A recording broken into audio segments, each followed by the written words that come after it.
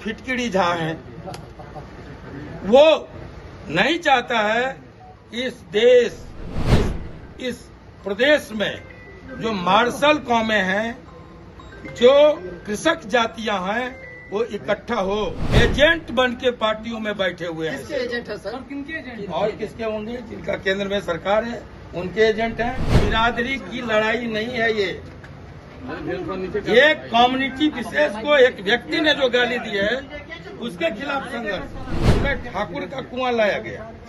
ये एक बीमार मानसिकता का द्योतक है। आप सुन लिए ना? इस बात पे अडिग हैं आप? क्या अडिग है अपनी बातों पे? बिल्कुल अडिग है। जो हम बोल गए उसको रिपीट कीजिए। लेकिन राष्ट्रीय जनता दल उसी वीडियो को पोस्ट करके कहती है कि शानदार भाषण है मनोज झा का संसद में। देखिए, आपने फिटकिरी का नाम सुना है? पहले लोग दाढ़ी बनाते थे तो फिटकिरी का इस्तेमाल करते थे, सेब के बाद करते थे ना। आप उस फिटकिरी का एक काम है, एक बड़ा काम है। एक तो ये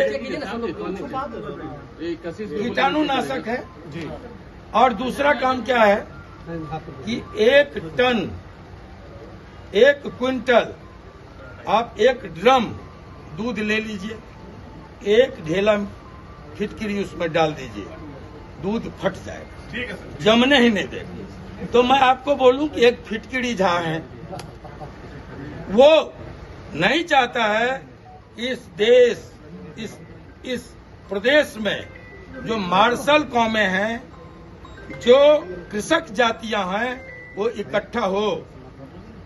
एजेंट बन के पार्टियों में बैठे हुए हैं। किसके एजेंट है सर? किनके एजेंट? और किसके होंगे? जिनका केंद्र में सरकार है उनके एजेंट हैं। इनके बड़े पिताजी का, मैं इनके बड़े पिताजी की कहानी जानता हूं। आप नहीं जानते तो जान लीजिए। बहुत बड़े सोशलिस्ट थे, प्रखर समाजवादी बनने का चोगा ओढ़े हुए थे। जीते समाजवादी पार्टी से, सोशलिस्ट पार्टी जो बनी, और जैसे ही कांग्रेस की चलती आई, सरकार बनी, समाजवादी चोला को उतार के फेंक के बल्कि कहिए और कांग्रेस में जाके मंत्री हो गए। ऐसे लोग जब लगेगा, आरजेडी आज इस बात को नहीं समझ रही है, हम उनके शीर्ष नेतृत्व को समझाने का हम कोशिश कर रहे हैं। ऐसे लोग तभी तक हैं, न इसके पहले थे और न इसके बाद रहेंगे।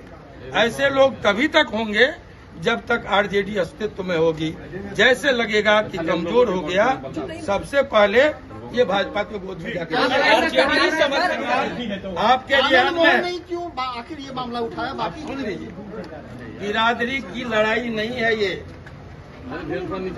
कम्युनिटी विशेष को एक व्यक्ति ने जो गाली दी है उसके खिलाफ संघर्ष, उसके खिलाफ आवाज। आपको हमने कहा धर्म को टारगेट करके एक व्यक्ति को गाली नहीं दी गई, एक धर्म को टारगेट किया गया जिसका शानदार बलिदान का इतिहास है। 1857 से लेकर 1942 तक, और आजादी के बाद हमारे बॉर्डर की हिफाजत के लिए कैप्टन हमीद बन के, अगर आप उस पर उंगली उठाइएगा, उसकी राष्ट्रभक्ति पर उंगली उठाइएगा, तब भी आनंद मोहन बोलेंगे। जब आपके सवाल पर कोसी के इलाके में आपकी इज्जत, अस्मत, आबरू, खेत खलिहान का सवाल आया या किसी जाति विशेष पर टिप्पणी की जाती है, तो ये कार्रवाई चाहे राज्यसभा हो या लोकसभा हो, उसकी कार्रवाई में दर्ज हो जाता है। और ये गालियां दी गई, मैं उस पर ऑब्जेक्शन, मेरी आपत्ति वहां है कि एक जाति विशेष को टारगेट करके संदर्भ से बाहर जा करके महिला बिल पर बहस चल रहा था, वो पेश किया गया था, उसको पास होना था, उसमें ठाकुर का कुआं लाया गया। ये एक बीमार मानसिकता का द्योतक है। ये पूर्वाग्रह से ग्रसित व्यक्ति का संकीर्ण मानसिकता का परिचायक है और मैं उसके खिलाफ खड़ा हुआ। चाहे वो इस देश के मुसलमानों को, जिसकी शुरुआत होती है 1857, जिसके बलिदान का इतिहास है, 1857 के गदर का जो हमारा नायक था वो था बहादुर शाह जफर। हमारे जो क्रांतिकारी मित्र लोग मरे, पुरखे लोग मरे, जिसमें भगत सिंह थे, चंद्रशेखर आजाद थे, बिस्मिल थे, उसमें एक नौजवान और था, उसका नाम था अशफाक उल्ला खान। अगर गांधी के नेतृत्व में इस देश में आजादी की लड़ाई हुई, 42 की या 47 की आजादी है, तो उसके पीछे भी सीमांत गांधी, अब्दुल गफ्फार खान, आपको अबुल कलाम आजाद, ऐसे दर्जनों लोगों की असीम कुर्बानियां हैं। सबको लेके ये मुल्क आजाद हुआ, यहाँ लोकतंत्र की बहाली हुई। आजादी और लोकतंत्र के लिए हमारे इन पुरखों ने कुर्बानियां दी।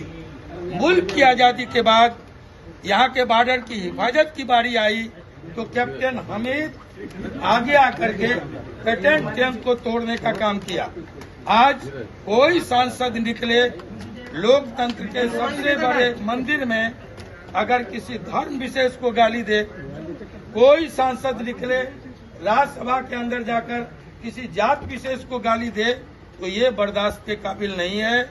लोकतंत्र के आप चौथे स्तंभ हैं, आप लोकतंत्र के पारुआ हैं।